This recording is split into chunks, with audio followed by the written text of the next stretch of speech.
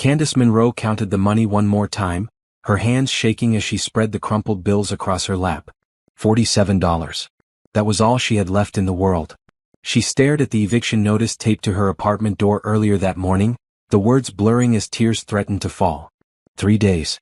She had 3 days to come up with $2,800 or she would be sleeping in her car.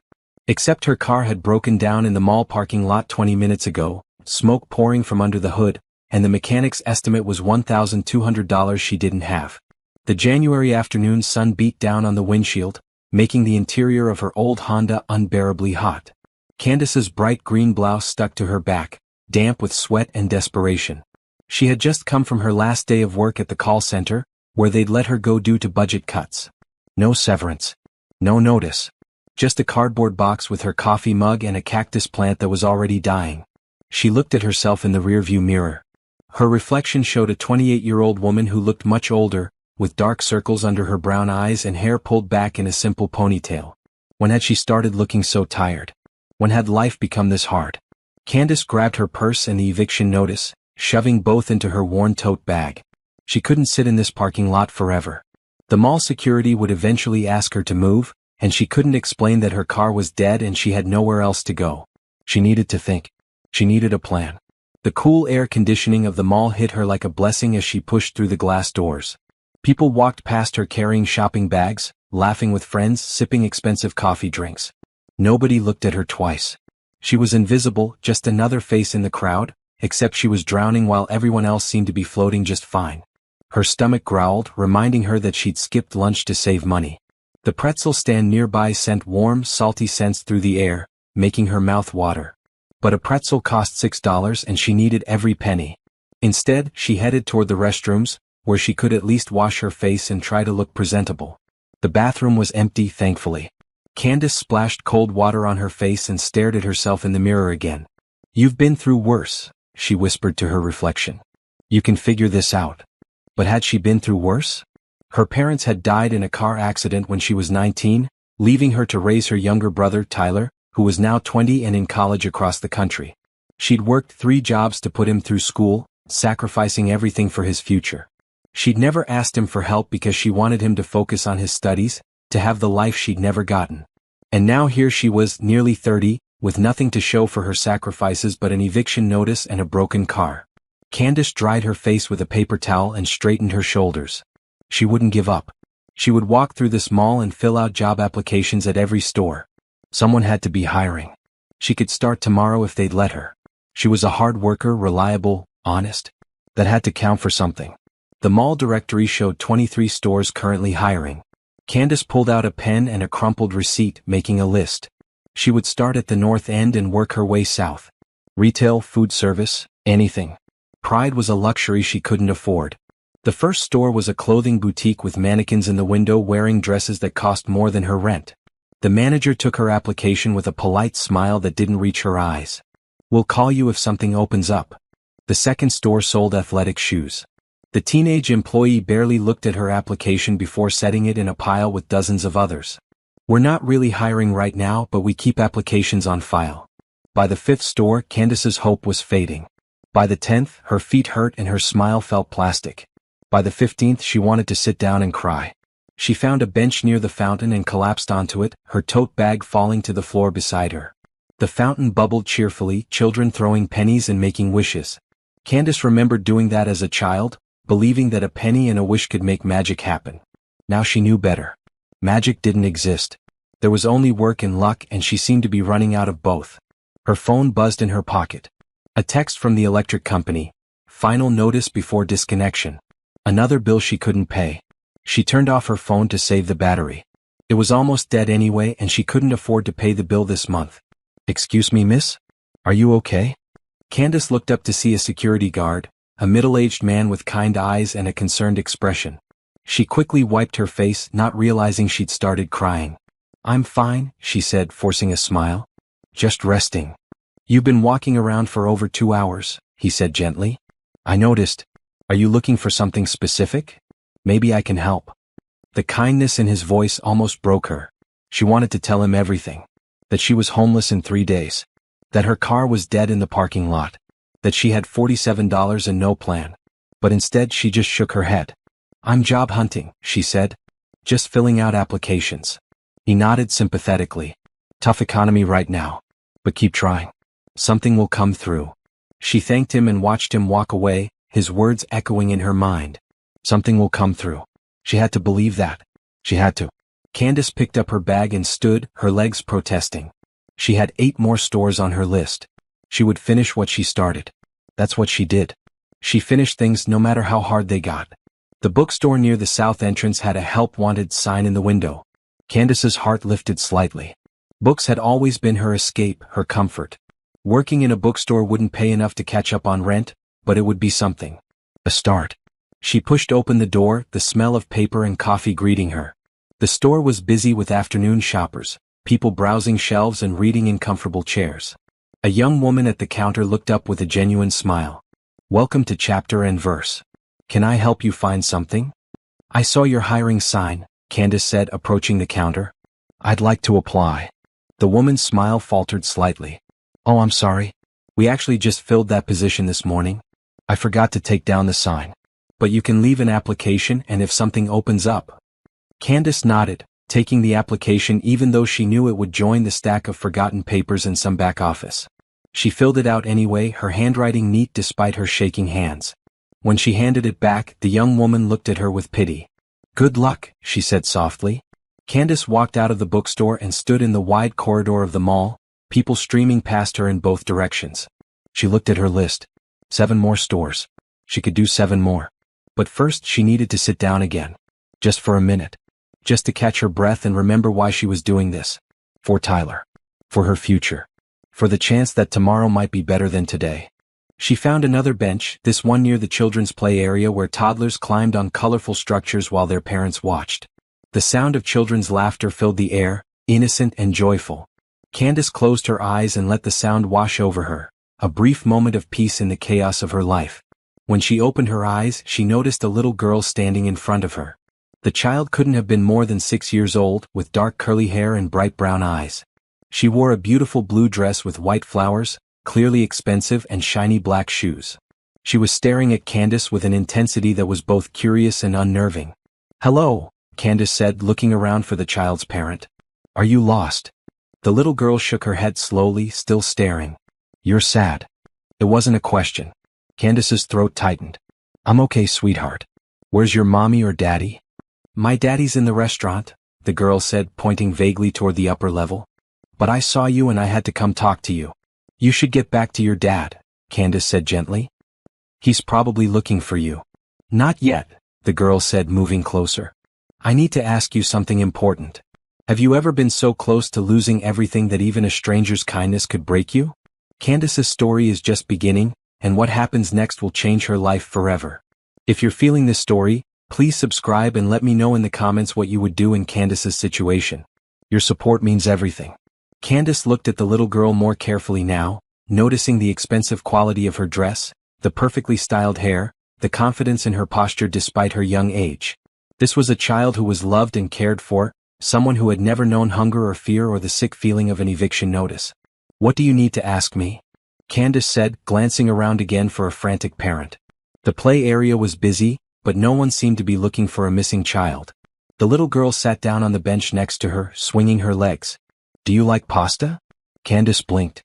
"I'm sorry, what?" "Pasta. Do you like it?" "Because my daddy makes really good spaghetti with meatballs, and he says you can tell a lot about a person by whether they like pasta." This was the strangest conversation Candace had ever had. "I like pasta just fine, but sweetie, you really should get back to your dad." "What about bedtime stories? Do you read bedtime stories?" "Sometimes," Candace said, completely confused now. "Why are you asking me this?"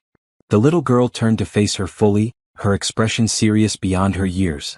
"Because I think you would be perfect for my daddy." Candace's mouth fell open. She didn't know whether to laugh or be concerned. "I think there's been some confusion, honey. I'm just sitting here resting. I don't know your daddy." "But you could," the girl said brightly. "That's why I came to find you. I've been watching people all day and you're the one." "The one for what?" "To make my daddy happy again." The girl's voice dropped to a whisper. "He's been sad for a really long time. Since my mommy went to heaven. And I think you could make him smile." Candace's heart squeezed painfully. This poor child. Oh, sweetheart, I'm so sorry about your mommy. But I don't think. Can you braid hair? The girl interrupted. My daddy tries, but he's not very good at it. My hair gets all tangled and he says bad words under his breath. Despite everything, Candace smiled. Yes, I can braid hair. And do you like gardens? We have a really big garden with roses and a fountain and sometimes birds. Do you like birds? I do like birds, Candace admitted. Perfect. The girl hopped off the bench and grabbed Candace's hand. You have to come meet him now. Wait, no, Candace said, gently pulling her hand back. I can't just go meet your father. He doesn't know me. He'll think I'm strange. He won't think you're strange. He'll think you're nice. You have a nice face. Candace felt her eyes burning again. When was the last time someone had said something kind to her? That's sweet of you to say, but really I should go. I have things to do. The girl's face fell and for a moment she looked like she might cry. Please? Just come meet him? He's having lunch in the restaurant upstairs and he said I could have ice cream after and you could have ice cream too. Do you like ice cream? Everyone likes ice cream, Candace said softly. But your daddy might not want a stranger joining you. He won't mind. He's always telling me to make new friends. The girl grabbed her hand again, more insistently this time. Please? I promise he's really nice. And he won't be mad. He never gets mad at me. Candace looked into those hopeful brown eyes and felt something crack inside her chest. This child had lost her mother. She was clearly lonely, searching for something she couldn't name. And Candace, who had nothing left to lose, couldn't find it in herself to disappoint a grieving 6-year-old. Okay, she said slowly. I'll come meet your dad. But just for a minute and then I really do have to go. The girl's face lit up like sunshine. Really? You promise? I promise. My name is Bella, the girl said, pulling her toward the escalator. Bella Romano. What's your name? Candace Monroe. That's a pretty name. Miss Candace. I'm going to call you Miss Candace. Is that okay? That's fine, Bella. They rode the escalator to the second floor, Bella chattering the entire time about her school, her teacher, her best friend who moved away, her goldfish named Bubbles. Candace listened, asking questions when appropriate, marveling at the way children could find joy in the smallest things. The restaurant Bella led her to was upscale, with white tablecloths and waiters in black vests. Candace felt immediately out of place in her wrinkled green blouse and old khaki pants. She almost turned around, but Bella had a firm grip on her hand. There he is, Bella said, pointing to a table near the window. Candace's breath caught. The man sitting at the table was younger than she expected, maybe early 30s, with dark hair and strong features. He wore a maroon button-down shirt that probably cost more than her car payment, and he was looking at his phone with a focused expression. Everything about him screamed money and success, from his expensive watch to the leather portfolio on the table. This was a terrible idea. Daddy, Bella called out, dragging Candace toward the table. The man looked up, his expression shifting from concentration to surprise to something close to alarm when he saw Candace being pulled along by his daughter. Bella, what are you doing?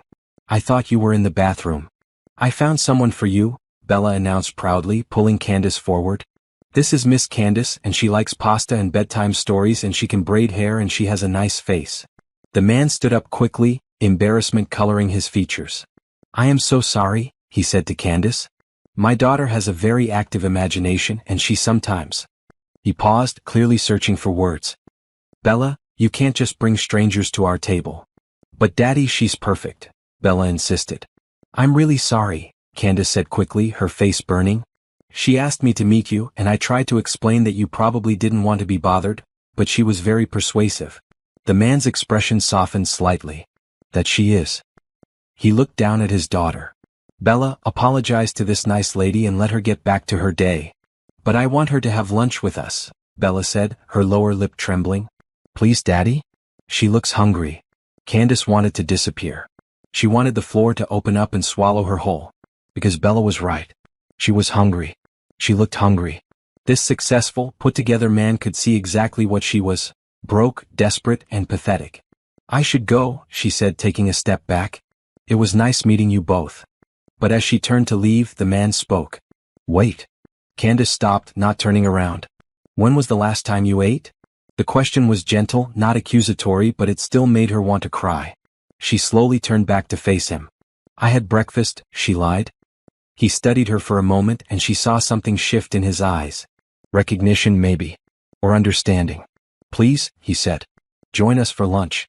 It would make Bella happy and honestly I could use the company. Business lunches are boring. I don't want to impose. You're not imposing if I'm inviting you. He pulled out a chair. Please. Bella was already bouncing with excitement. Say yes, Miss Candace. Please say yes. Candace looked at the chair, at the menu on the table, at this man who was offering her kindness for no reason other than his daughter's request. Every instinct told her to refuse, to walk away, to not accept charity from strangers.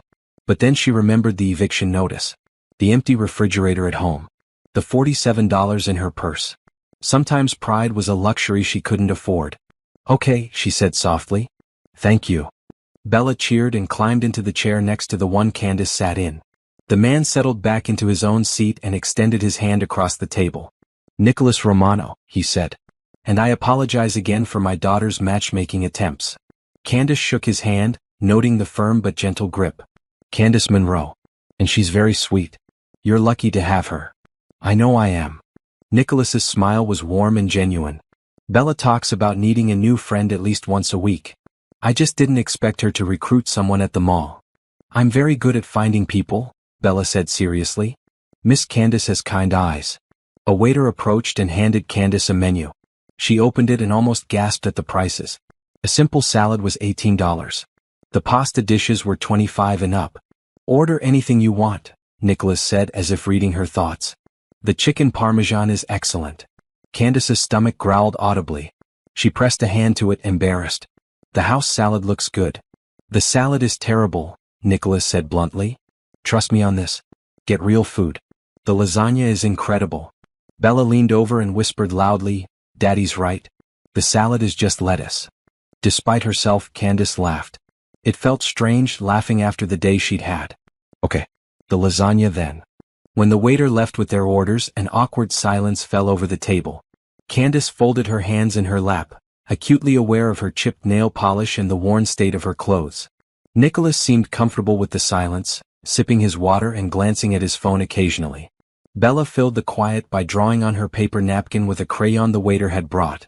So what brings you to the mall today? Nicholas asked, his tone polite and conversational. Job hunting, Candace said, then immediately regretted being so honest. I mean, I'm looking for work. I lost my job recently. I'm sorry to hear that. What field are you in? I was working at a call center, but before that I did retail, food service, a bit of everything really. I'm not picky. Nicholas nodded thoughtfully. The job market is tough right now. How long have you been looking? About 4 hours, Candace said with a rueful smile. I just got the news this morning. That's recent. I'm sorry. Losing a job is never easy.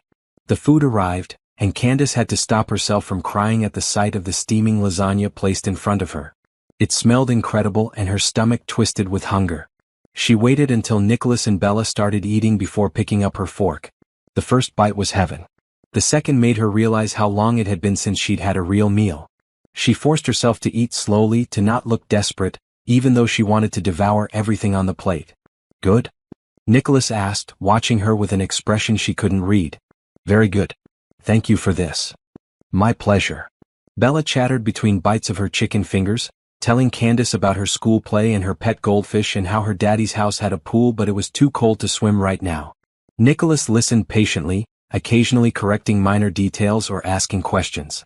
Candace watched them together and felt a pang of longing. They were clearly close despite the loss they'd experienced. Nicholas was attentive and kind, never dismissing Bella's excited rambling. He genuinely seemed to enjoy his daughter's company. Miss Candace, Bella said suddenly, do you have any kids? Bella, Nicholas said warningly. No, it's okay, Candace said. No, I don't have children. I have a younger brother though. Tyler. He's in college. Do you live with him? Candace's smile faltered. No, he's away at school. So you live alone? Bella, that's enough questions, Nicholas said firmly but gently. But Candace found herself answering anyway. Yes, I live alone. In an apartment. Well, for 3 more days anyway. The words slipped out before she could stop them. Nicholas's head snapped up, his eyes sharp. What happens in 3 days? Candace put down her fork, her appetite suddenly gone despite the half-eaten lasagna in front of her. I got an eviction notice this morning. I'm behind on rent. How far behind? She shouldn't tell him. She didn't know this man. But something about his direct gaze, his genuine concern, made her want to be honest. About 3 months. I've been struggling since my hours got cut, and then today I lost my job entirely, so... She shrugged, trying to appear casual even though her hands were shaking. I'll figure something out. I always do. Nicholas was quiet for a moment, and Candace wanted to take back everything she'd said. This was supposed to be a simple lunch, not a therapy session with a stranger. I'm sorry, she said quickly. I shouldn't have dumped all that on you. You were just being nice and I... How much do you owe? Candace blinked. What? For the back rent. How much?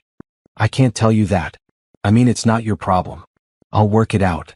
Nicholas leaned back in his chair, studying her with those intense dark eyes. Humor me. How much? $2,800, she whispered. Bella gasped. That's a lot of money. It is, Nicholas agreed, still looking at Candace. And your car? Bella mentioned you looked tired from walking. Did you walk here? My car broke down in the parking lot. But I'll get it towed somewhere eventually. How much to fix it? Candace's throat tightened. I don't know. Maybe $1,200. But honestly, it might not be worth fixing. It's old. Nicholas nodded slowly, and Candace braced herself for the pity she'd see in his eyes. Instead, she saw calculation. He pulled out his phone and typed something quickly, then set it aside. Finish your lunch, he said. Then I want to talk to you about something. Candace forced herself to take another bite of lasagna, even though her stomach was now tied in knots. What did Nicholas Romano want to talk to her about? Was he going to offer her money? That would be humiliating. Or maybe he was going to suggest a shelter or a charity. That would be worse. Bella seemed oblivious to the tension, happily eating her chicken fingers and talking about a boy in her class who ate glue. Nicholas listened to his daughter, but his attention kept drifting back to Candace, his expression thoughtful.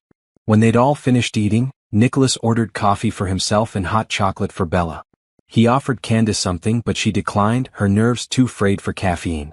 Bella, Nicholas said gently, I need to talk to Miss Candace about grown-up things for a few minutes. Can you go look at the bookstore across the hall? Stay where I can see you through the window. Bella's eyes widened. Are you going to ask her to marry you? Bella. Because you should. She's perfect. Go to the bookstore. Now please. Bella sighed dramatically but slid off her chair. Okay, but don't let her leave. She's the one, Daddy. I know it. Once Bella was safely in the bookstore, visible through the restaurant's windows, Nicholas turned his full attention to Candace. She shifted uncomfortably in her seat. I want to make you an offer, he said directly. And I need you to hear me out completely before you say no. Mr. Romano. Nicholas, please. Nicholas, I appreciate the lunch, but if you're going to offer me money, I can't accept. I'm not a charity case. I'm not offering charity, he said calmly. I'm offering you a job. Candace frowned. A job? Doing what? Taking care of Bella? She blinked, certain she'd misheard. I'm sorry, what? Nicholas leaned forward, his hands clasped on the table. My daughter lost her mother 2 years ago. Cancer. It was sudden and it was brutal, and Bella has struggled ever since. I've hired 3 nannies in the past year, and none of them lasted more than a few months. Bella didn't connect with any of them. But she connected with you in 15 minutes. She's a sweet girl, Candace said carefully. But I'm not qualified to be a nanny. I don't have training or references or... You have something better. You have kindness. Bella sees that. And honestly, so do I. He paused, choosing his words carefully. I can tell you're going through a hard time. I can also tell you're proud and you don't want handouts. So this isn't a handout. This is a business arrangement. You need a job and a place to stay. I need someone who can take care of my daughter and make her happy. It's mutually beneficial. Candace's heart was racing. What exactly would this job entail? You'd live in the guest house on my property. It's a small cottage, 2 bedrooms, fully furnished. You'd be responsible for Bella when I'm working, which is most weekdays and some evenings. You'd take her to school, pick her up, help with homework, make sure she eats, all the normal things. I have a housekeeper who handles the main house and cooking most meals, so you wouldn't be responsible for that. And the salary? $5,000 a month to start, plus room and board, health insurance, and 2 weeks paid vacation. Candace's mouth went dry. $5,000? That was more than she'd made at the call center. More than she'd made at any job in her life. That's too much, she said automatically. It's the going rate for live-in care in this area. And given that you'd be on call essentially 24/7, it's actually quite reasonable. I don't know anything about being a nanny. Do you know how to feed a child? Help with homework? Read bedtime stories? Provide basic supervision? Well, yes, but then you know enough. The rest you'll learn. Bella is 6 years old, not a baby. She's in first grade. She's smart and generally well-behaved. She just needs consistency and attention and someone who actually cares about her well-being. Candace looked out the window at Bella, who was browsing books with a serious expression, occasionally holding one up to examine the cover. The little girl who had approached her less than an hour ago, insisting she was perfect for her daddy. Why me? Candace asked. You don't know anything about me. I could be anyone. True. Which is why I'd need to run a background check. But Bella is an excellent judge of character, and my gut says she's right about you. He pulled out a business card and slid it across the table. Think about it. That's my cell number. Call me tonight with your answer. Candace picked up the card. Nicholas Romano, CEO, Romano Industries. There was an address in an expensive part of town. What does Romano Industries do? She asked. Real estate development, primarily commercial properties. We build shopping centers, office buildings, that sort of thing. So you're very successful. I've been fortunate, yes. Candace set the card down carefully. I need to be honest with you. I'm being evicted in 3 days. My car is broken. I have less than $50 to my name. If you hire me, you'll be taking a huge risk on someone who is essentially homeless. Then it's a good thing I'll be providing housing, Nicholas said simply. You don't understand. I'm a mess right now. My life is falling apart. I don't know if I'm the right person to take care of your daughter when I can't even take care of myself. Nicholas was quiet for a moment, and when he spoke, his voice was gentle. 2 years ago, I watched my wife die slowly. I had all the money in the world and I couldn't save her. After she passed, I threw myself into work because I didn't know how to be both mother and father to a 6-year-old girl. I've been a mess too, Candace. I've just been a mess with better resources. But mess recognizes mess, and I think maybe that's what Bella needs. Someone real. Someone who understands that life is hard and you just keep going anyway. Tears pricked at Candace's eyes. She blinked them back. I'd want to start immediately. I can't go back to my apartment. They'll change the locks any day now. Done. You can move in tonight if you want. I'll have the guest house prepared. And the salary? Could I have the first month up front? I need to settle some debts. Of course. I'll have my assistant cut a check this afternoon. Candace stared at him, waiting for the catch. There was always a catch. Why are you doing this? Because my daughter has been sad for 2 years, and in the 15 minutes she spent with you, she smiled more than she has in months. Because you need help and I can provide it. Because sometimes the universe puts people in your path for a reason. He smiled. And because Bella is usually right about these things. Candace looked at the business card again, at the little girl in the bookstore, at the man across from her who was offering her a lifeline when she was drowning. She thought about her pride. About her fear. About all the reasons she should say no. Then she thought about the eviction notice. The broken car. The empty future stretching ahead of her with no solutions in sight. Sometimes you had to trust that kindness was real. Yes, she said softly. Yes, I accept. And thank you. Thank you so much. Nicholas's smile widened. Excellent. Let's go tell Bella the good news. She's going to be thrilled. They walked across to the bookstore where Bella was sitting on the floor reading a picture book. When she saw them approaching, she looked up hopefully. Miss Candace is going to be your new nanny, Nicholas announced. Bella screamed with joy and launched herself at Candace, wrapping her small arms around her waist. Really? Really and truly? Really and truly, Candace said, hugging her back. I knew it, Bella said, her voice muffled against Candace's shirt. I knew you were the one. I told Daddy, didn't I? You did, baby, Nicholas said, ruffling his daughter's hair. You were absolutely right. Bella pulled back and looked up at Candace with those big brown eyes. Are you happy? Candace felt tears sliding down her cheeks, but for the first time all day they were happy tears. Yes, sweetheart. I'm very happy. Good. Because I'm going to make you happy every day. I promise. And somehow, standing in that bookstore with a little girl hugging her and a billionaire watching with gentle eyes, Candace believed it. Nicholas made a phone call while Bella showed Candace all the books she liked. His voice was low and professional, giving instructions to someone on the other end. When he finished, he slipped the phone back into his pocket and gestured toward the exit. My assistant is preparing the guest house and getting the paperwork ready. We can head over now if you're ready. Bella, did you want that book? Bella was holding a picture book about a brave little mouse. She nodded eagerly. Can I, Daddy? Of course. Miss Candace, is there anything you need to pick up from your apartment? Candace thought about her small apartment, the few belongings she had. Most of it was second-hand furniture that came with the place. Her personal items could fit in 2 suitcases. I have some clothes and personal things. Not much. We'll arrange to have everything moved tomorrow. For tonight, I'll have my housekeeper, Mrs. Chen, set you up with toiletries and anything else you need. Mrs. Chen. Candace filed away the name, trying to remember all the details Nicholas was throwing at her. They walked through the mall together, Bella holding both Candace's and Nicholas's hands, swinging between them and chattering about all the things she wanted to show Candace at home. People glanced at them as they passed, probably seeing what looked like a happy family. The thought made Candace's chest tight. In the parking lot, Nicholas led them to a sleek black SUV. He opened the back door for Bella, then paused. Where's your car? 3 rows over, Candace said, pointing to her old Honda with the smoke-stained hood. Nicholas studied it for a moment. I'll have it towed to my mechanic. He'll assess if it's worth fixing or if you need a replacement. I can't ask you to. You're not asking. I'm offering. As your employer, I need you to have reliable transportation for taking Bella to school and activities. Consider it part of the job. Candace wanted to argue, but Bella was calling for her to sit in the back seat, and Nicholas was already holding the door open. She slid in next to Bella, the leather seats incredibly comfortable. The drive took about 20 minutes, taking them out of the commercial district and into an area of sprawling estates and tree-lined streets. Candace's eyes widened as they turned through iron gates and up a long driveway. The Romano estate was massive. The main house was a modern Mediterranean-style villa, all white stone and large windows, with perfectly manicured lawns and gardens stretching in every direction. Candace could see a pool in the back, covered for winter, and what looked like a tennis court beyond that. That's our house, Bella said proudly. And that's the guest house where you'll live. She pointed to a charming cottage set back among some trees, connected to the main house by a stone pathway.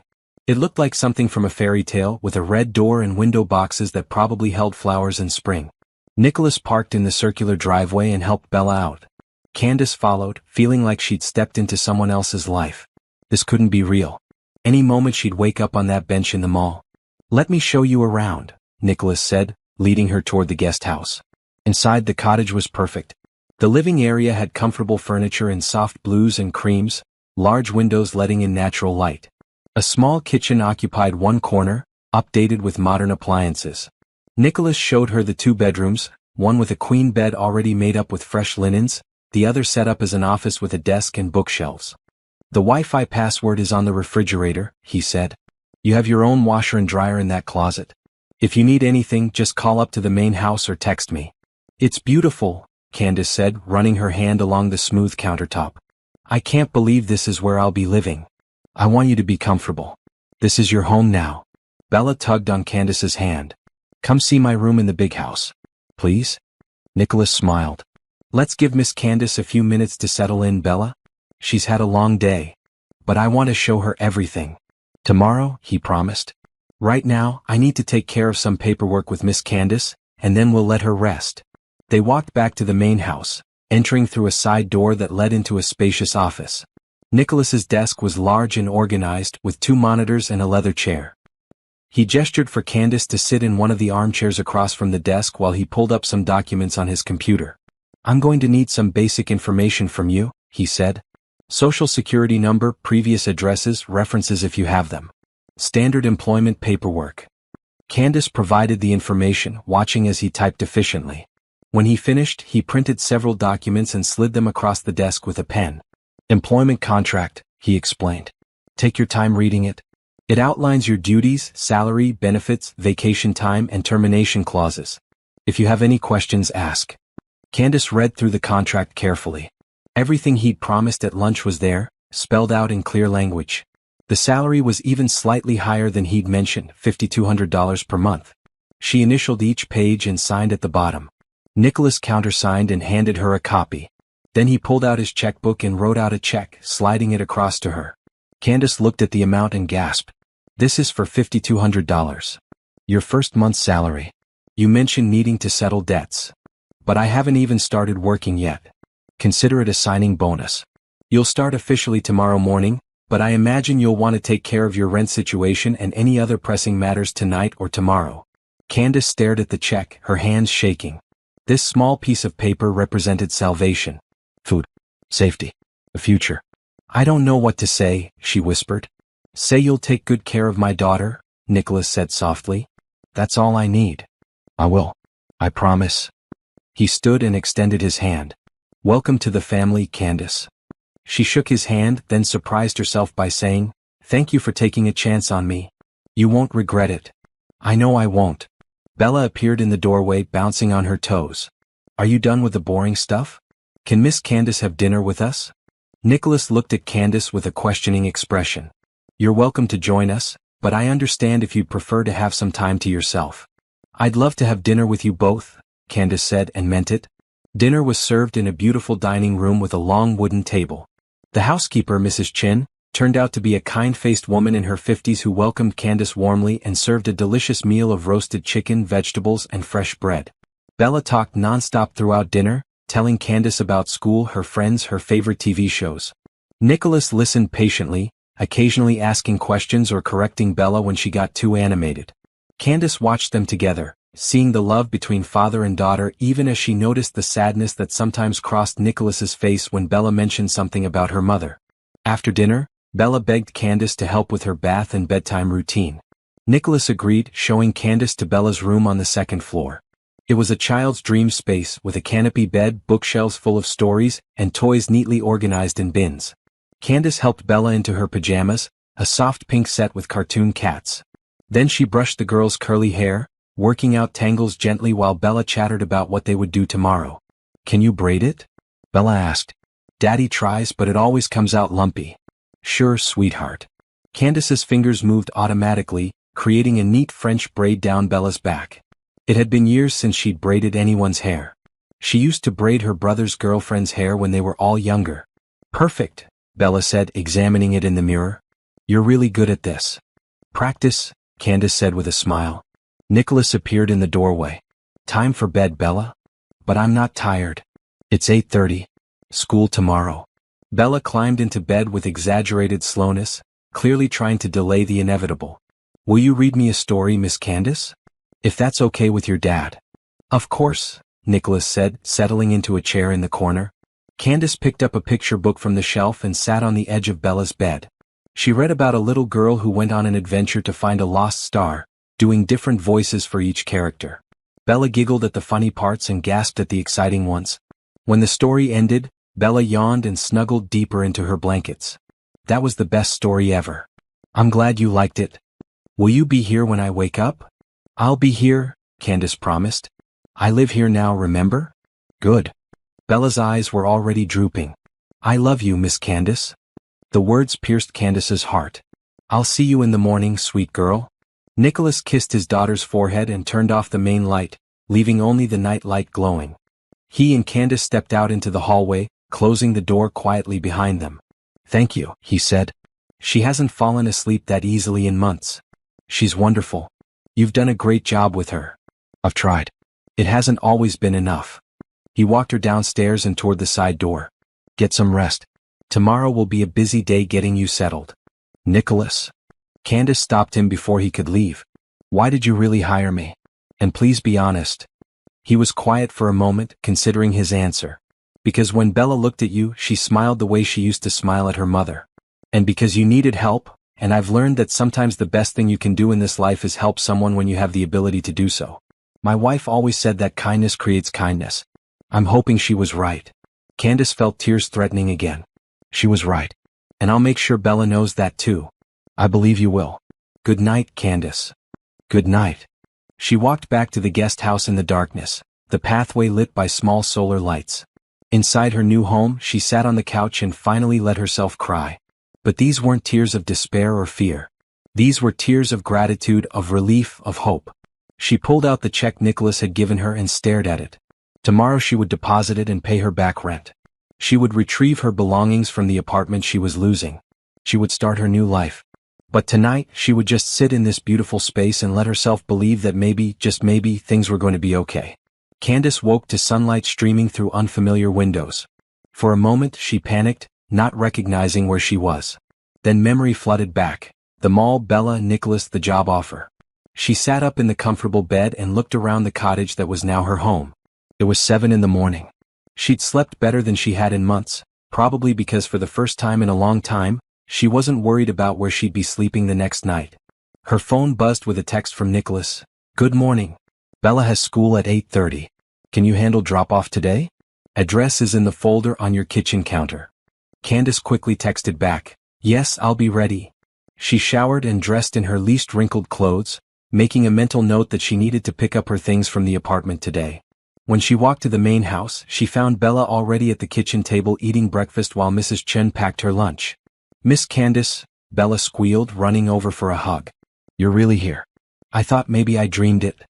I'm really here, Candace assured her. Good morning, Mrs. Chen. Good morning, dear. Coffee? Breakfast? Coffee would be wonderful, thank you. Nicholas appeared in a navy suit, looking every bit the successful businessman. Morning.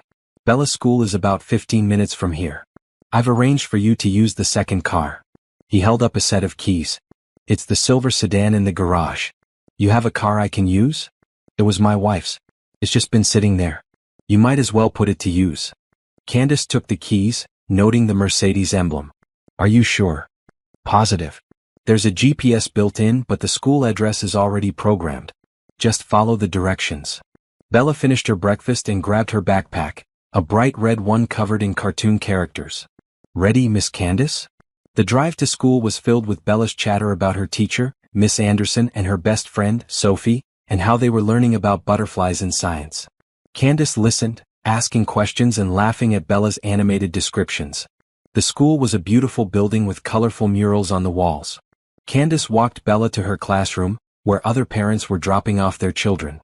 Miss Candace, Bella whispered, can you pick me up after school too? Of course. What time? 3 o'clock. Right here. I'll be here. Bella hugged her tightly before running into the classroom. Candace watched through the doorway as Bella joined a group of girls at a table, already chattering about something excitedly. On the drive back, Candace called her old landlord and arranged to drop off a check for the back rent.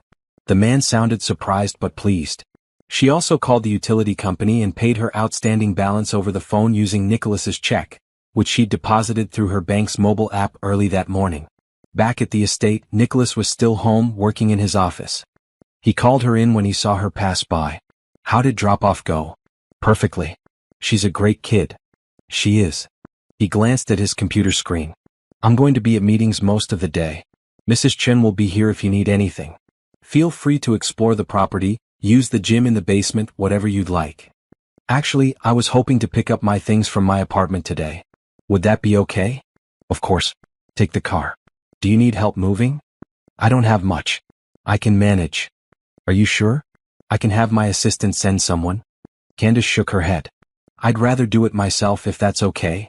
Nicholas studied her for a moment. You're very independent. I've had to be. I respect that. But remember, you're part of a team now. It's okay to ask for help. I'll remember that. Thank you. At the apartment, Candace found the eviction notice still taped to the door. She pulled it down and crumpled it, feeling a sense of satisfaction. Inside, the space looked even smaller and shabbier than she remembered. Had she really lived here for 2 years? She packed her clothes, books, photos of her parents and brother, and a few other personal items. Everything fit in 3 suitcases and 2 boxes. The furniture stayed as it had come with the apartment. Her landlord met her as she was loading the last box into the car. He was a heavy-set man with a permanent scowl, but today he looked almost friendly. Got a new job, I hear? He said. Yes, sir. I'm very fortunate. Good for you. And thanks for settling up. Not many folks do the right thing when they're in a tight spot. Candace drove back to the estate feeling lighter. She unpacked methodically, hanging her modest wardrobe in the spacious closet, arranging her books on the shelves, placing her family photos on the dresser. The cottage began to feel like hers. That afternoon she picked up Bella from school. The little girl's face lit up when she saw Candace waiting by the classroom door. You came, Bella said, as if there had been any doubt. I said I would. On the drive home, Bella talked about her day. She'd gotten a star on her spelling test and learned about monarch butterflies. She and Sophie had played on the swings at recess. Can we go to the park? Bella asked. There's one near our house with really good swings. If your dad says it's okay. They stopped at the main house to ask Nicholas, who was back from his meetings and changing out of his suit into more casual clothes. The park is fine, he said. I'll join you. The three of them walked to a nearby park, Bella running ahead and then circling back to grab both their hands. At the park, Nicholas pushed Bella on the swings while Candace sat on a bench nearby, watching them laugh together. A woman on the next bench leaned over. Your family is beautiful. Candace opened her mouth to correct her, but the woman had already turned back to watching her own children. She let the assumption stand, surprised by how much she liked the sound of it. Later, after Bella's homework was done and she was bathed and in her pajamas, Candace read her another story. This time it was about a brave princess who saved herself instead of waiting for a prince. I like that she was brave, Bella said sleepily. Are you brave, Miss Candace? Sometimes. When I have to be. I think you're always brave. You were brave today. How was I brave today? You smiled even though you were sad. Candace's breath caught. What makes you think I was sad? Your eyes. They get a little bit sad sometimes. Like Daddy's eyes. But then you smile anyway, and that's brave. Out of the mouths of children. Candace smoothed Bella's hair back from her forehead. You're a very smart girl, you know that? I know. Daddy tells me all the time. After Bella fell asleep, Candace found Nicholas in the living room, reading reports on his tablet. He looked up when she entered. She go down okay? Out like a light. She's exhausted. She had a big day. They're doing a field trip to the aquarium next week. She's very excited. She told me. She wants to see the jellyfish. Nicholas smiled. She's been talking about nothing else. He set down his tablet. How are you settling in? Is the cottage comfortable? It's perfect. More than I expected. Good. And your apartment situation? All settled. I paid the back rent and picked up my things. It feels good to have that behind me. I'm glad. He hesitated, then added, I know this is all happening very fast. If you need time to adjust or if you have concerns, please tell me. Actually, I wanted to thank you again. You've been incredibly generous and I promise I'll work hard to deserve it. You already do. Bella's happier than she's been in a long time. That's worth everything to me. They sat in comfortable silence for a moment. Then Nicholas said, She told me you were brave today. She said the same thing to me. I'm not sure what she meant. I think she meant you keep going even when things are hard. That's the definition of brave, isn't it? Candace thought about that. Maybe. I never really thought about it that way. Well, I agree with my daughter. You're brave. And I'm grateful you're here. That night, lying in her comfortable bed in the cottage, Candace thought about how much her life had changed in just 24 hours. Yesterday she'd been desperate and alone, counting her last $47. Today she had a home, a job, and people who seemed to genuinely care about her well-being. She thought about what Bella had said. That she smiled even when she was sad. That she was brave. Maybe she was. Maybe surviving was its own form of bravery. She fell asleep thinking about butterflies and brave princesses and little girls with wise eyes who saw more than adults realized. The next 3 weeks passed in a comfortable rhythm. Candace woke each morning, had coffee with Mrs. Chen while Bella ate breakfast, then drove Bella to school. She used the mornings to run errands, work out in the gym, or simply read in the cottage. At 3 o'clock she picked up Bella, helped with homework, and supervised playtime. Nicholas often joined them for dinner, and Candace found herself looking forward to those evenings. He was easy to talk to, intelligent and funny, with a dry sense of humor that surprised her. He asked about her day, genuinely interested in her answers, and shared stories about his own work that made the world of real estate development sound fascinating. How did you get into this business? Candace asked one evening while Bella played with blocks on the living room floor. My father was a contractor. I grew up on construction sites learning the trade. When I went to college, I studied business and architecture. After graduation, I started small, renovating old buildings. One project led to another, and eventually I was developing new properties instead of just fixing old ones. He smiled. It's rewarding work, creating spaces where people live and work and build their lives. Do you still go to construction sites? Not as much as I'd like. These days I'm mostly in meetings and reviewing plans. But occasionally I'll visit a project, put on a hard hat, and remember why I love this work. Bella looked up from her blocks. Daddy took me to see a building once. It was so tall I couldn't see the top. That was the Morrison Tower, Nicholas explained. 35 floors. One of my favorite projects. Can you take Miss Candace to see it? Bella asked. Nicholas glanced at Candace. Would you like that? I'd love to see your work. Then we'll make it happen. A few days later, on a Saturday morning, Nicholas drove them into the city. The Morrison Tower was impressive, a sleek glass structure that reflected the sky. Nicholas gave them a tour, showing Candace the lobby with its marble floors and modern art installations, then taking them up to the observation deck on the top floor. "The city looks so small from up here," Candace said, gazing out at the sprawl below. "That's why I love this view. It puts things in perspective. Whatever problems you're dealing with seems smaller when you're looking at the whole picture." Bella pressed her nose against the glass. "I can see our house. Well, kind of. It's over there somewhere." They spent the afternoon exploring the city, stopping for lunch at a cafe Bella loved, then visiting a museum with a special exhibit on dinosaurs. Candace watched Nicholas with his daughter, seeing how patient he was with her endless questions, how he got down on her level to explain things, how he never seemed annoyed by her enthusiasm. "You're a good father," she told him while Bella was examining a T-Rex skeleton. "I try. Some days are harder than others." "She adores you. The feeling is mutual." He was quiet for a moment. Her mother was the truly gifted parent. She knew instinctively what Bella needed, how to comfort her, how to challenge her. "I'm still figuring it out. I think you're doing better than you realize." "Maybe. But I know I'm doing better since you arrived." Bella's more settled, happier. "That's because of you." Candace felt her cheeks warm. "I care about her. She's easy to love." "Yes, she is." The following week, Nicholas had to fly to another city for a business meeting. He'd be gone for 2 nights. Candace assured him she could handle everything, and she did, maintaining Bella's routine without any problems. But she was surprised by how much she missed having Nicholas around, missed their dinner conversations and the way he'd check in on how her day went. When he returned, he brought presents: a stuffed dolphin for Bella and a beautiful scarf for Candace. "You didn't have to get me anything," Candace said, running her fingers over the soft fabric. It was a gorgeous blue-green color that reminded her of the ocean. "I wanted to. I saw it and thought of you." "Thank you. It's beautiful." That night, after Bella was asleep, Nicholas asked if Candace wanted to have a glass of wine with him on the back patio. The evening was mild for late winter, and the outdoor heaters made it comfortable.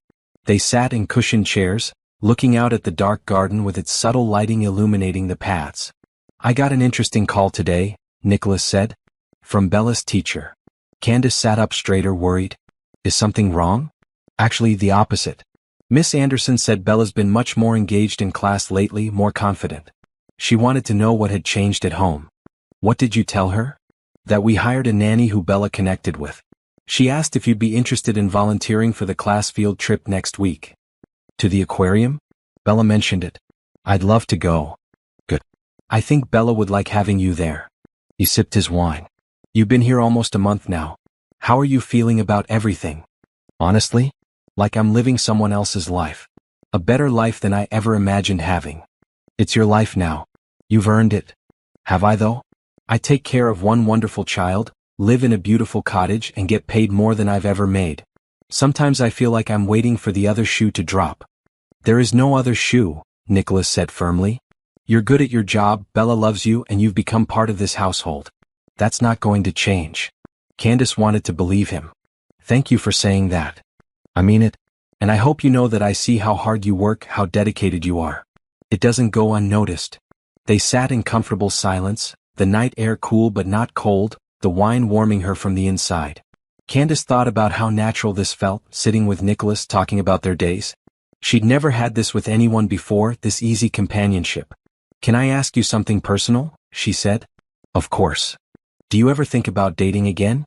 I mean, I know you lost your wife and that's terrible, but you're young and successful and, well, Bella mentioned once that her grandmother keeps trying to set you up." Nicholas laughed. "My mother is relentless. She's convinced I need to remarry, for Bella's sake if not my own. She sends me profiles of daughters of her friends, arranges accidental meetings at family gatherings." "Has anything come of it?" "No. I've gone on a few dates over the past year, mostly to appease my mother, but nothing clicked. I don't know if I'm ready or if I'm just too busy or if I'm still." He trailed off. "Still grieving? Maybe. Or maybe I just haven't met the right person." He looked at her with an expression she couldn't quite read. "What about you? Anyone special in your life?" Candace shook her head. "I haven't had time for dating. Between taking care of my brother and working multiple jobs, relationships weren't really an option. And honestly, I've never been good at it. I tend to choose the wrong people." "How so?" "Men who need fixing, who have big dreams but no follow-through. I always think I can help them, save them somehow. It never works out. Sounds exhausting. It was. That's why I stopped trying. Well, maybe now that your life is more stable, you'll have time to meet someone worth your time. The thought made Candace unexpectedly sad. She wasn't sure why. Maybe, she said non-committally. They finished their wine and said goodnight. As Candace walked back to the cottage, she realized she didn't want to meet anyone. She was happy here with this life, with Bella and Nicholas and even Mrs. Chen. She didn't need anything else. Or so she told herself. The aquarium field trip was a success. Candace rode the bus with Bella's class, helping to keep 20 excited 6-year-olds organized and safe. Bella held her hand the entire time, proudly introducing her to Sophie and the other children as, "My Miss Candace." They watched the jellyfish float through the water, their translucent bodies glowing under the special lights. Bella was mesmerized, pressing her face against the glass. "They're so beautiful," she whispered. "How do they glow like that?" Candace read the information placard. It says some jellyfish have special proteins that make light. It's called bioluminescence.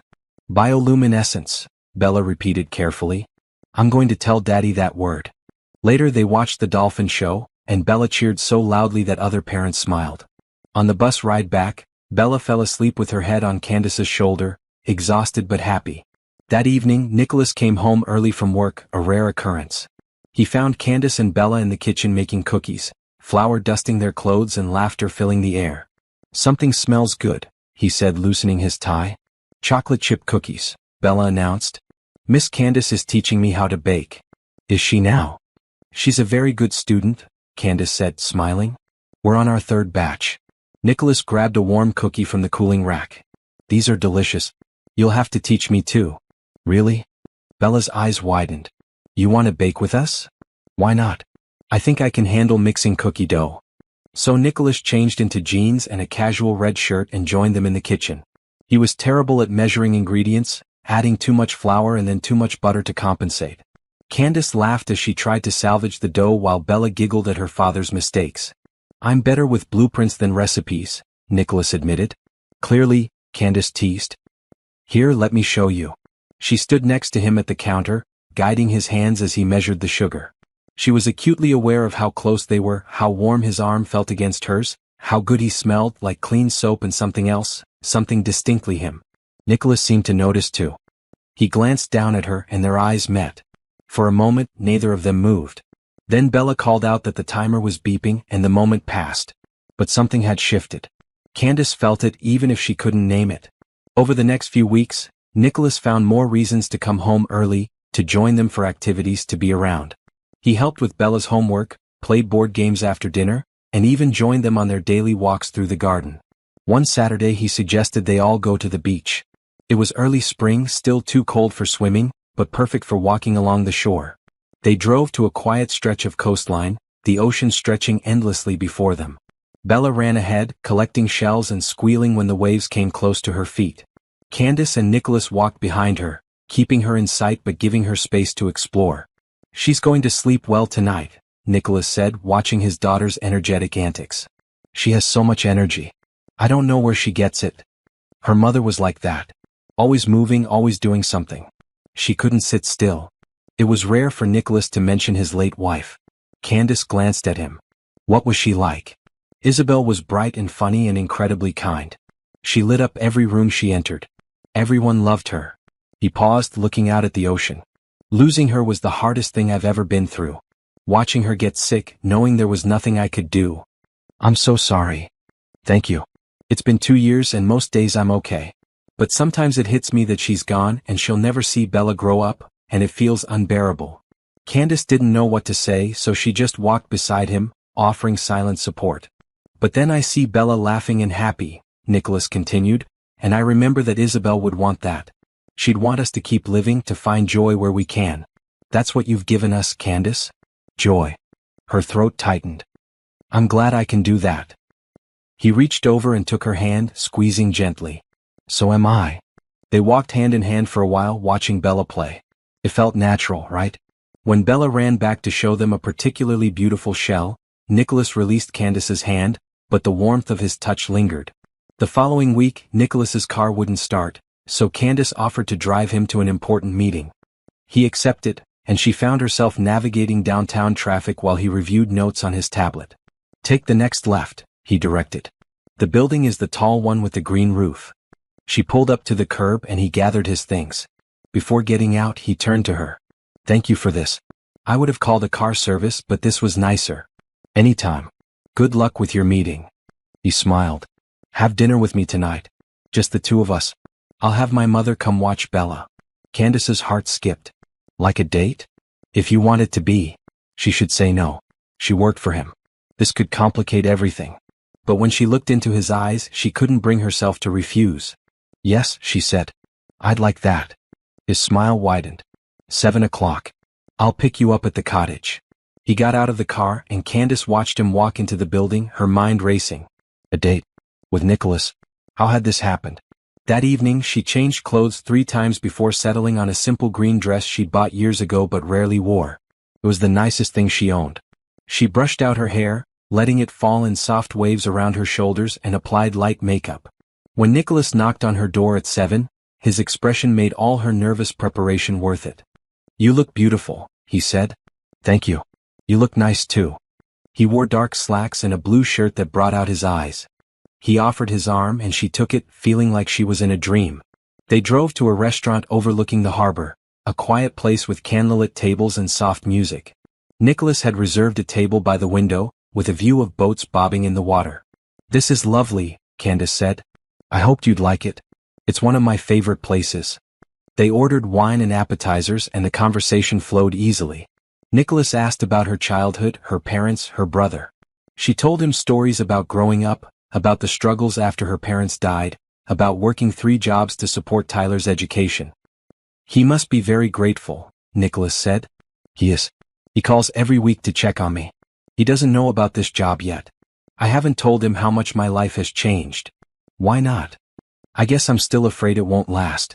That I'll wake up and find out it was all too good to be true.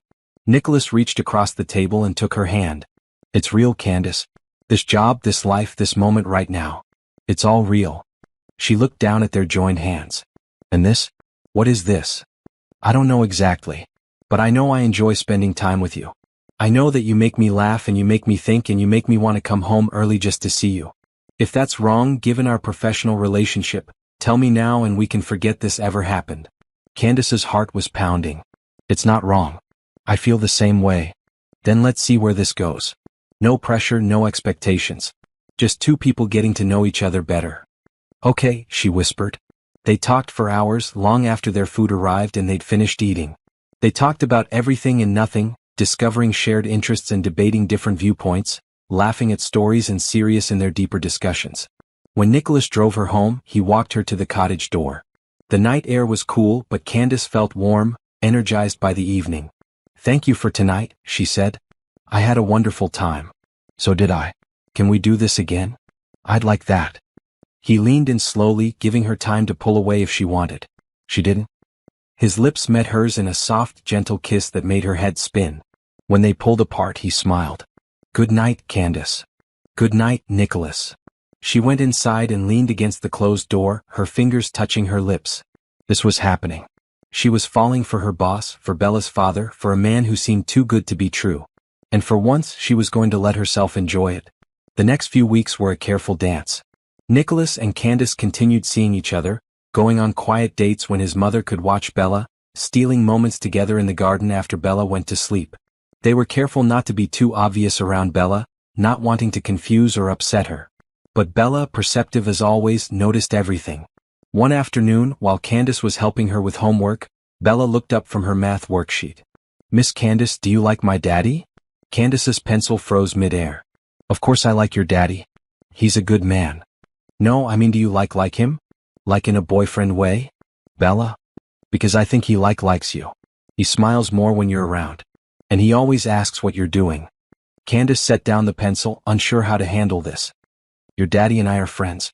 Good friends. But you could be more than friends. You could be his girlfriend. Then you could be my mommy. The hope in Bella's voice broke Candace's heart. Sweetheart, it's not that simple. Why not? You live here. You take care of me. You make daddy happy. That's what mommies do, right? Bella, your daddy loved your mother very much. No one can replace her. I'm not trying to replace her, Bella said seriously. I still love my mommy. But she's in heaven and you're here and I love you too. Can't I love both? Tears pricked Candace's eyes. Yes, you absolutely can love both.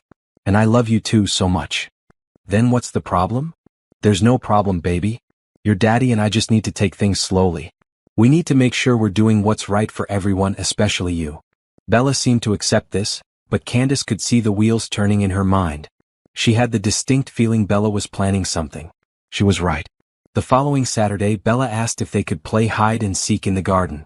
It was a beautiful spring day, perfect for being outside. Nicholas was working in his office but agreed to take a break and join them. I'll count first, Bella announced. Close your eyes and count to 50. Candace and Nicholas dutifully closed their eyes while Bella counted loudly. When she reached 50, they scattered to find hiding spots. Candace found a spot behind a large hedge near the garden shed. She crouched down, trying to stay quiet, listening for Bella's footsteps. Found you, Daddy, she heard Bella call out from somewhere near the pool. Then nothing. Minutes passed. Candace started to wonder if Bella had forgotten about her. Bella, she called out. Did you find me? No answer. She stood up and walked around the hedge looking for the little girl. That's when she heard Nicholas calling Bella's name too. Did she find you? Candace asked when she met up with Nicholas near the fountain. Yeah, a few minutes ago. She told me to wait for her by the shed. But she never came back. They walked to the shed together, both starting to worry. Bella, Nicholas called. Game's over, honey. Come out. I'm in here, came Bella's voice from inside the shed. Nicholas tried the door. It was locked. Bella, why is the door locked? It locked by accident. I can't get out. Stand back. I'll open it. Nicholas pulled on the door but it wouldn't budge. He examined the lock. This is locked from the outside. Bella, did you lock us out? Maybe, came the small voice. Bella Romano, open this door right now. I can't. The key is in the house. Nicholas and Candace looked at each other. Understanding dawned on both their faces. You locked us in on purpose, Candace said. Maybe, Bella repeated. You need to talk. I'm helping. Nicholas ran a hand through his hair. Bella, this is not okay. We're not playing anymore. Go get the key. Not until you talk to Miss Candace about being boyfriend and girlfriend. Candace covered her mouth to hide her smile. Nicholas looked equal parts frustrated and amused. How long have you been planning this? He asked. A week. Sophie helped me. She said her mom locked her dad in the garage once when they were fighting, and they came out all happy again. I figured it would work for making you happy too. We're already happy, baby, Nicholas said. But you'd be happier if you stopped pretending you're just friends. Nicholas looked at Candace. She's not wrong. No, she's not. They were standing close together in front of the shed door, close enough that Candace could feel the warmth radiating from him. The garden was beautiful around them, flowers beginning to bloom, the afternoon sun making everything glow. We've been careful, Nicholas said quietly. Not wanting to rush things, not wanting to complicate the situation with work. I know. But I think we're past that point, don't you? Candace's heart raced. What are you saying? I'm saying that I have feelings for you. Real feelings. And I'm tired of pretending I don't. I have feelings for you too, she admitted. I tried to keep things professional, but you can't help who you fall for. No, she whispered. You can't. He cupped her face in his hands, his thumbs brushing her cheeks. Then let's stop fighting it. Let's see where this goes. What about Bella? What about your work and my job and all the complicated things? We'll figure it out. Together. He kissed her then, slow and sweet, and Candace felt something inside her shift and settle into place. This was right. This was where she was supposed to be. When they pulled apart, they heard clapping from inside the shed. Finally, Bella called out. Now can you kiss again? Sophie says that's what boyfriends and girlfriends do. Nicholas laughed. How about instead you go get that key? Okay. But you have to promise to be girlfriend and boyfriend for real. We promise, Candace said, unable to keep the smile off her face. They heard Bella's footsteps running toward the house. Nicholas pulled Candace close, wrapping his arms around her. Our daughter is quite the matchmaker, he said. Your daughter, Candace corrected gently. Our daughter, Nicholas repeated firmly. If you'll have us, both of us. Candace rested her head against his chest, listening to his heartbeat. I already have you. Both of you. They stood there in the garden, holding each other until Bella returned with the key and let them out. She immediately hugged both of them, squealing with delight.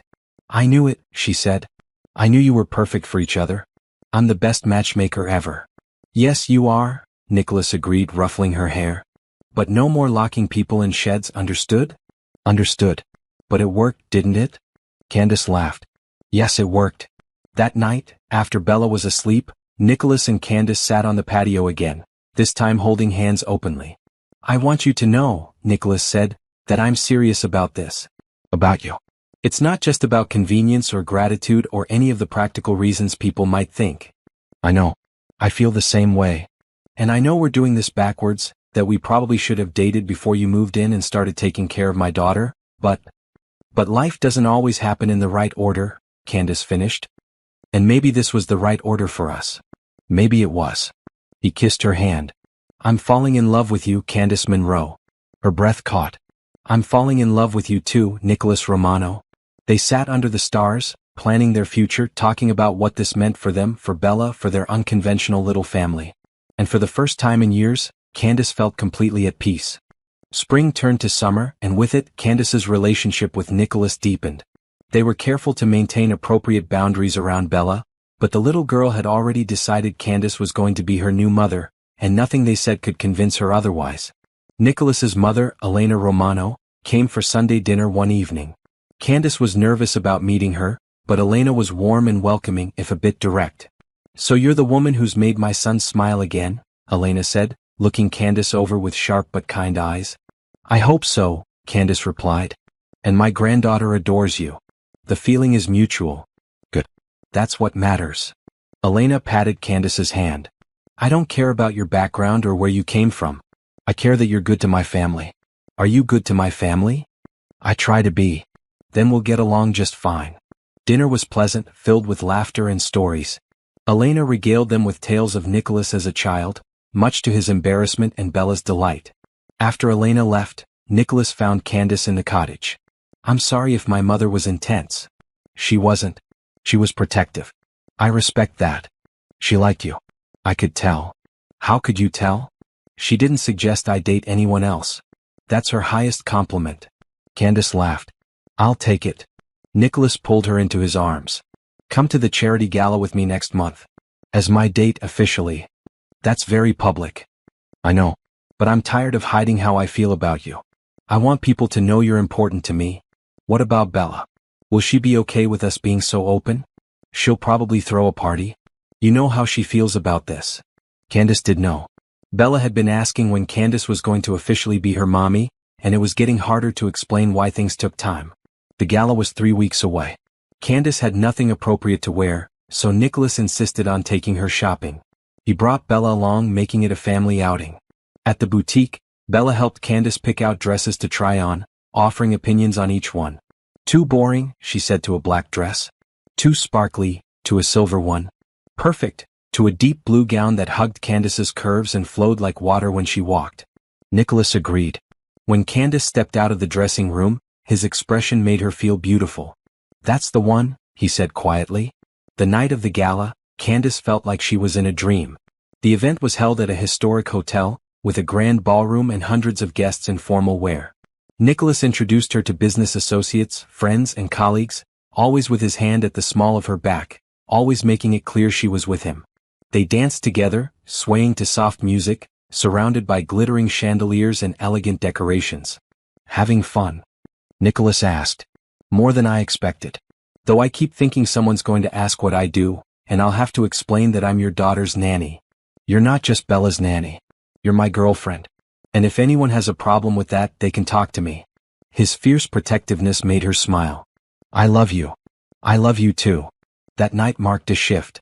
They were a couple now, openly and officially. And it felt right. A few weeks later, Candace's brother Tyler came to visit. He was on summer break from college and wanted to see where his sister had ended up. Tyler was tall and lanky with the same warm brown eyes as Candace. When he arrived at the estate, his jaw dropped. You live here? He asked, staring at the main house. I live in the cottage, Candace corrected. But yeah, this is where I work. And you're dating your boss? The billionaire.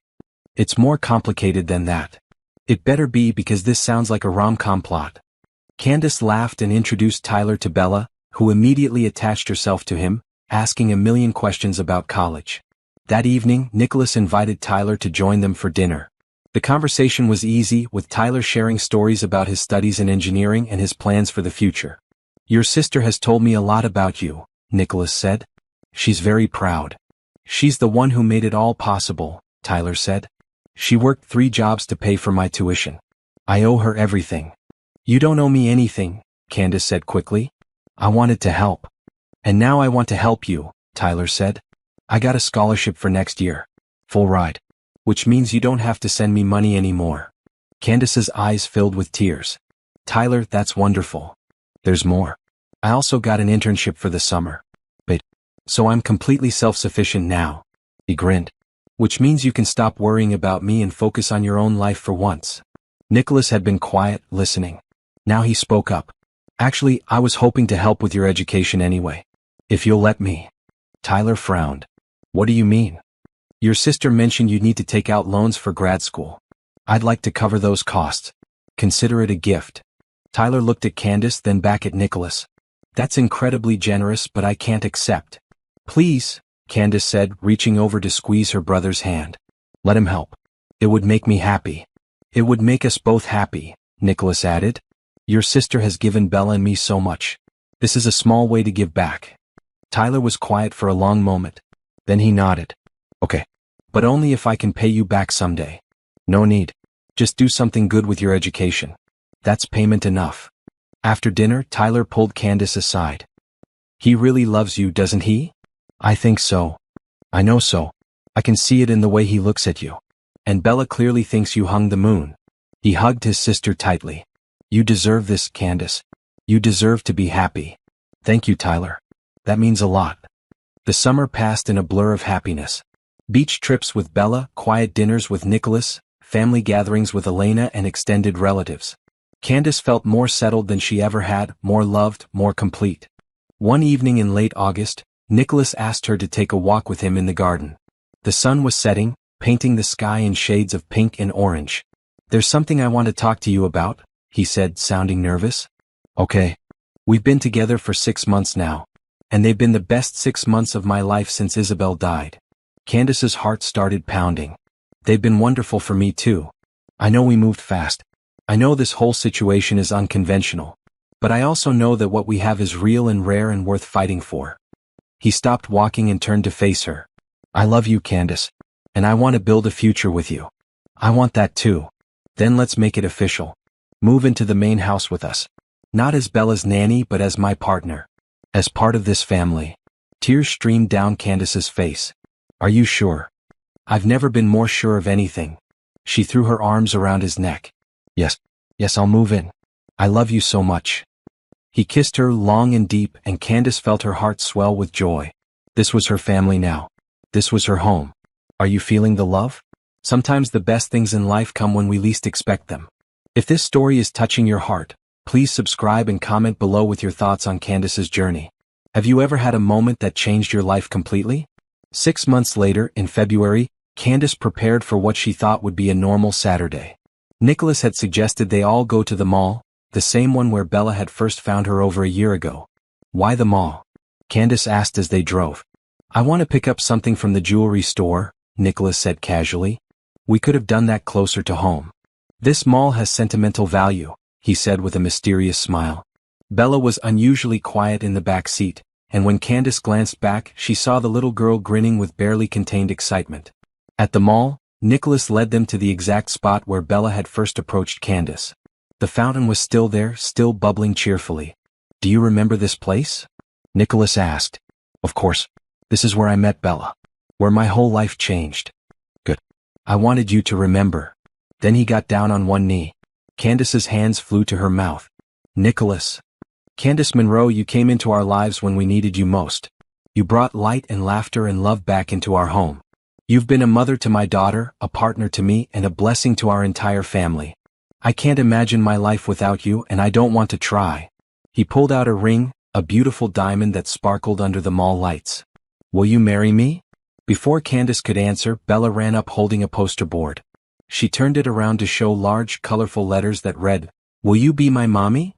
Candace was crying so hard she could barely see, but she managed to nod and say, "Yes. Yes to both of you." Nicholas slipped the ring on her finger and stood, pulling her into a kiss while Bella jumped up and down, cheering.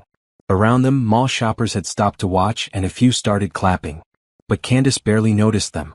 She was focused on Nicholas's face, on Bella's joy, on this perfect moment that she'd never dreamed possible.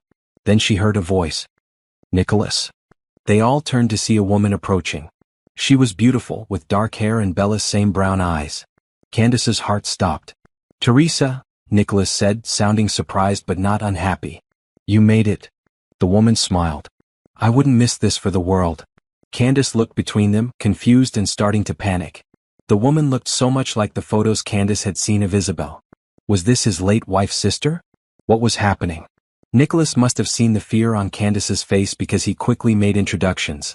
Candace, this is Teresa Santos, Isabel's sister. She lives in Spain but flew in for this. Teresa, this is Candace, my fiancée. Teresa hugged Candace warmly. I'm so happy to meet you. Nicholas has told me so much about you, and Bella talks about you constantly in our video calls. I didn't know. Candace started. I asked her to be here, Nicholas explained. I wanted Isabel's family to be part of this moment, to show that we're not trying to replace anyone but rather expanding our family with love. Teresa took Candace's hands in hers. My sister would have loved you. She would have been so grateful that someone is taking care of her daughter and making Nicholas happy again. Please don't ever think you're replacing her. You're honoring her memory by loving her family. Candace couldn't stop crying. Thank you. That means everything. More family members appeared. Elena with Nicholas's father and siblings, Tyler who'd flown in from college, and several of Nicholas's close friends. They'd all been waiting nearby, ready to celebrate once Candace said yes. There were hugs and congratulations, champagne toasts in the mall food court, and laughter echoing through the corridors. Bella held Candace's hand the entire time, beaming with pride. I told you she was the one, Bella said to anyone who would listen.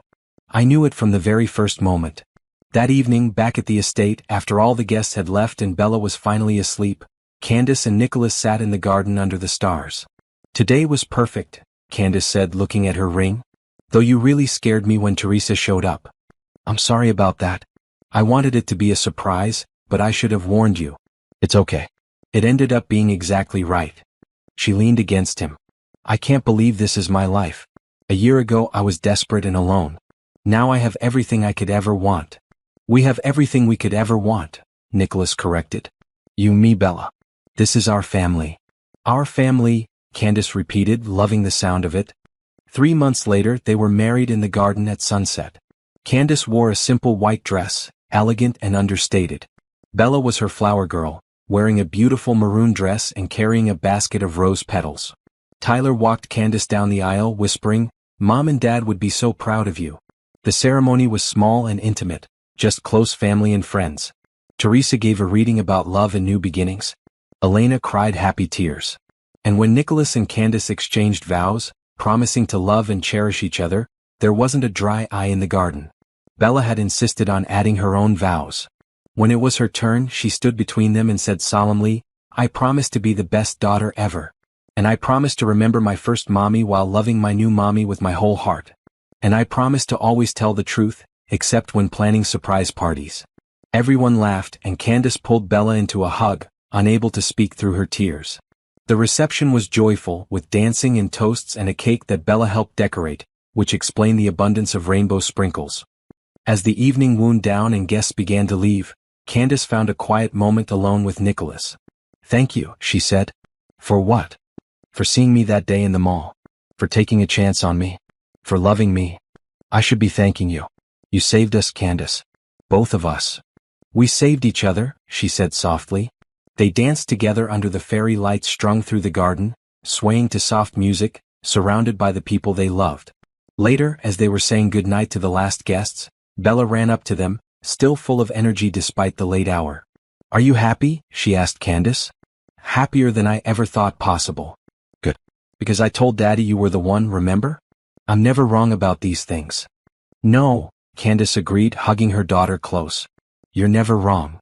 That night, after Bella was finally asleep in her room, Candace stood in the master bedroom she now shared with Nicholas.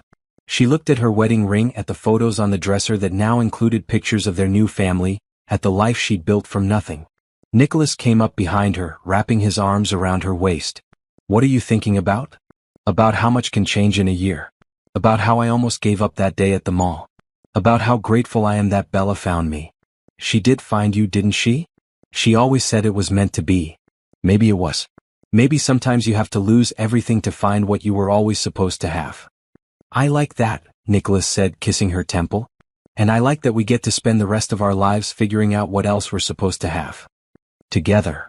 Always together. Candace turned in his arms and kissed him, feeling the love that flowed between them, the certainty that this was real and lasting and true. 1 year ago she'd been sitting on a bench in a mall, counting her last $47 and wondering how she'd survive. Now she stood in a beautiful home, married to a man she loved deeply, raising a daughter who'd chosen her just as much as she'd chosen them. Sometimes life worked out in ways you could never predict. Sometimes kindness led to more kindness. Sometimes love found you in the most unexpected places. And sometimes, a little girl with bright eyes and a big heart knew exactly what her father needed, even before he did. That night, as Candace drifted off to sleep in Nicholas's arms, she thought about Bella's words from that first day, "You have kind eyes." She'd been broken and desperate and barely holding on. But Bella had seen past all of that to the person underneath. The person who could love and be loved. The person who deserved a second chance. And what a glorious second chance it had turned out to be.